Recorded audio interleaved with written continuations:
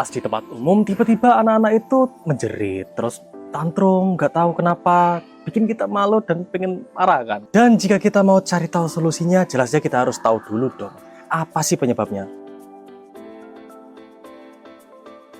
Yang pertama itu jelas overstimulasi. Kebanyakan anak itu nggak bisa di tempat bising, nggak bisa di tempat yang terlalu banyak cahaya, dan mereka itu bakal nggak nyaman. Akhirnya mereka tantrum. Dan yang kedua itu dari faktor jam biologis mereka. Saat mereka itu sedang mengantuk atau mungkin lagi lapar, emosinya itu jadi mudah tersulut dan akhirnya lebih mudah untuk tantrum. Dan yang terakhir, mungkin karena mereka ingin menyampaikan sesuatu tapi masih belum lancar berbicara, akhirnya mereka itu tantrum.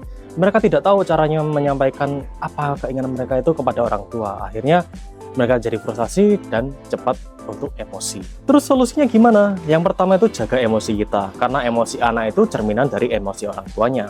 Dan yang kedua, mungkin karena mereka teroverstimulasi, kita belum mencari tempat yang lebih sepi dan lebih tenang. Tunggu hingga emosi mereka redam, lalu kita lanjutkan lagi petualangan kita. Dan yang terakhir, validasi emosi mereka, karena otak logis mereka itu tidak bisa bekerja dengan baik saat mereka tantrum.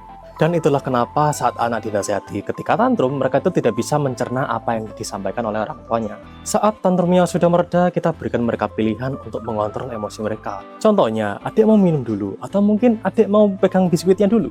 Nah, selain penanganan saat anak tantrum, kita juga ada cara pencegahan agar mereka itu tidak mudah tantrum saat di luar rumah. Yang pertama, pastikan kebutuhan dasar mereka itu udah tercukupi, seperti mereka udah makan atau mungkin mereka udah istirahat dulu. Terus yang kedua, siapkan peralatan tempur kita ketika anak tantrum, seperti mainan mereka atau mungkin makanan favorit mereka. Dan yang terakhir, saat kita ingin masuk ke toko, buatlah kesepakatan kecil dengan anak. Kita hari ini cuma beli ini aja, kita nggak beli mainan.